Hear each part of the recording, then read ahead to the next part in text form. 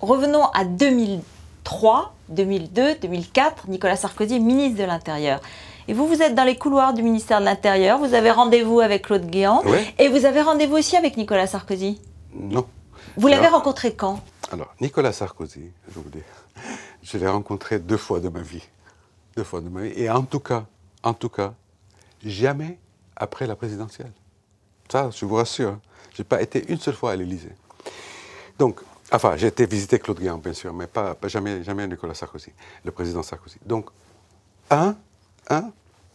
ce qui est le plus important, c'est pourquoi j'ai été au ministère de l'Intérieur. Parce que quand M. Sarkozy était revenu à l'Intérieur, était arrivé à ministre de l'Intérieur, en 2002. En 2002. Il avait M. Claude Guéant comme directeur de cabinet. C'était à l'époque même où la France a eu besoin, encore une fois, de mes services pour pouvoir avancer dans un contrat qui intéressait la France, que je répète, ce n'est pas un contrat d'armement, un contrat qui intéressait la France et qui intéressait l'Arabie Saoudite. C'était le contrat fameux Mixa qui était en train de traîner comme l'autre. Donc ils se sont dit, si on a réussi l'affaire des relations pour Sawari 2, essayons d'appeler M. Takini pour le faire. Et ils étaient appelés, et j'ai été visiter M. Guéant, duquel j'ai demandé, est-ce que vous voulez vraiment aller à l'essence, mais à la condition que vous compreniez que l'Arabie Saoudite ne souhaite plus traiter avec la France tant qu'elle est traitée par le président Chirac.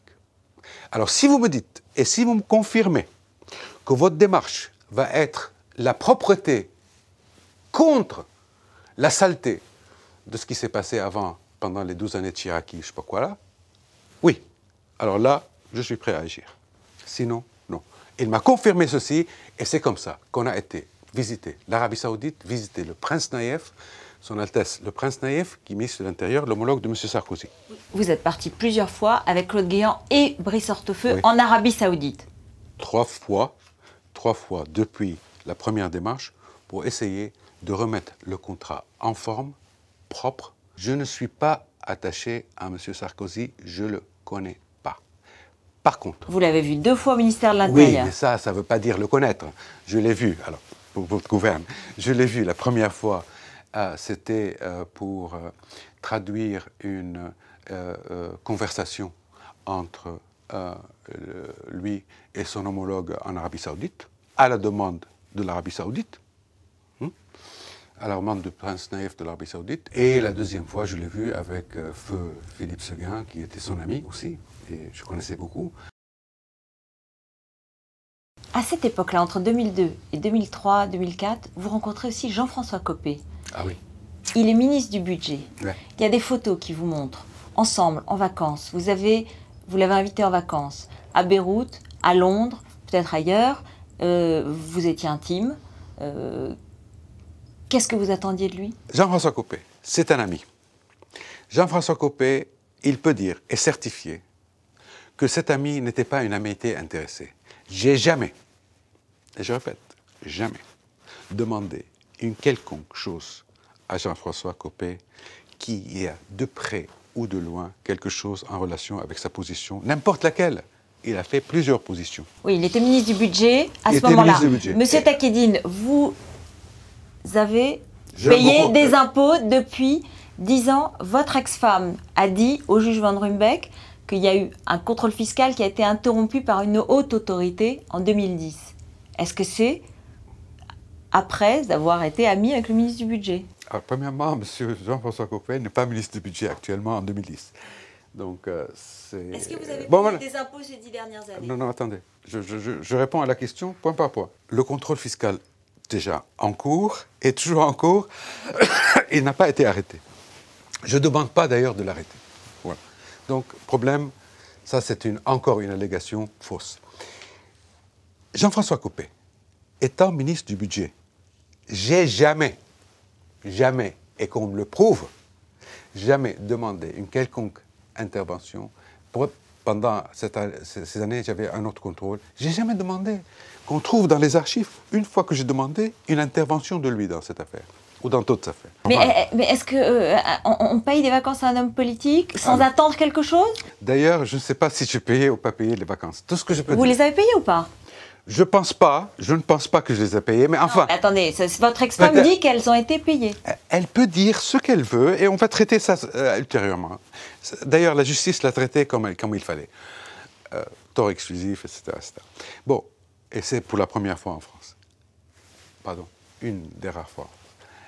Moi, j'ai dit aujourd'hui que je paye à un invité le logement chez moi à la maison, que je lui offre de la nourriture, qu'il m'invite ensuite à un restaurant. Ça fait partie de la vie normale et de ma culture. Franchement, je veux dire, je ne suis pas habitué à inviter des gens, à leur faire payer les repas chez moi. Ça me dépasse. Qu'est-ce que j'ai fait?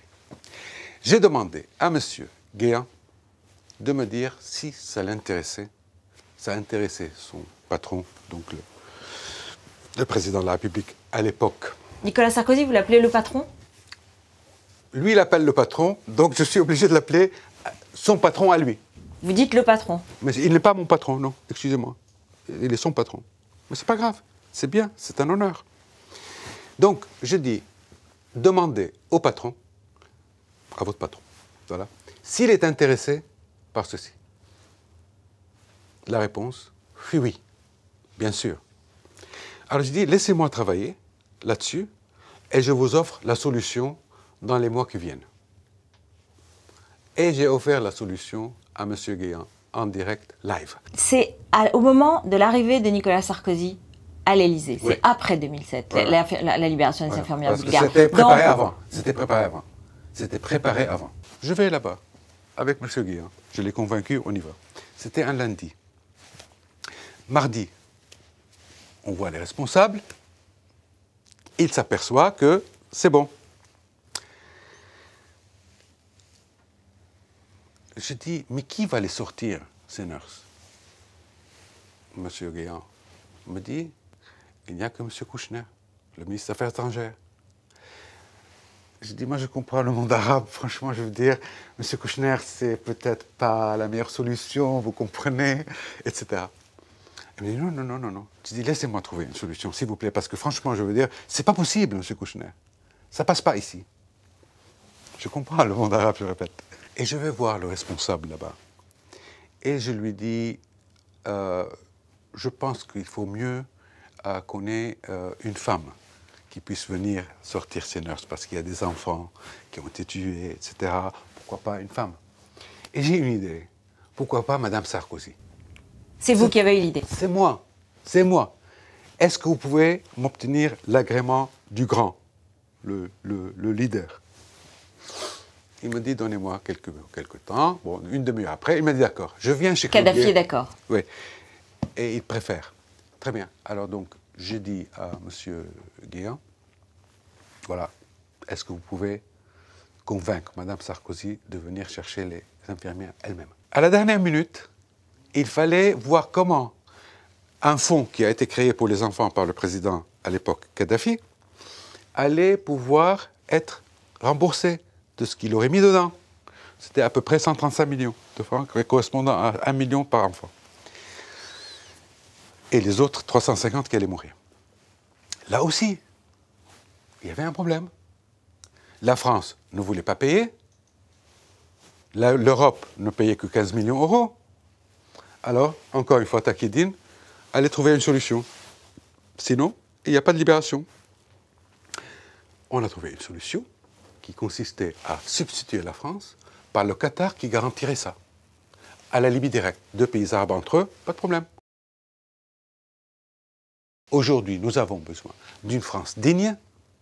Les actions du président de la République sont dignes. Vous dites ça pour qu'ils vous soutiennent? Vous dites ça pour qu'ils vous soutiennent? Vous étiez ami avec Claude Guéant, avec Brice Hortefeux, et puis Claude Guéant a dit... Ils me lâchent tous. Qu'est-ce que vous voulez que je dise? C'est des amis, ça, qui me lâchent tous. C'est des amis que j'ai soutenus, soi-disant, qui me lâchent tous. Non, ce n'est pas des amis. Je ne considère pas que j'ai des amis ou pas des amis. Ce n'est pas le problème. Le problème pour moi, c'est dans mon action, à moi, je pense et je considère que je peux rendre un grand service à la France, surtout dans l'état actuel. Je compte faire un petit peu de tabula rasa de ce qui s'est passé, le lynchage, la lâcheté, etc., etc. Je vous vois, Monsieur le Président de la République. Vous croyez qu'il va vous recevoir? Écoutez, il a intérêt, je pense, et la France a intérêt. Qu'il me reçoive, qu'il voie au moins 15 minutes, que je lui explique. Moi, je prétends que je ne le connais pas. Franchement, je dois dire la vérité. Je l'ai rencontré 2 fois, mais vraiment 10 minutes, 15 minutes, etc. Et rien d'autre que ça et ça. Alors, est-ce que ça me permet, dans mon langage, de dire que je le connais? La réponse est non. Qu'est-ce que vous pensez du fait que ça provoque une telle tempête politique? C'est voulu.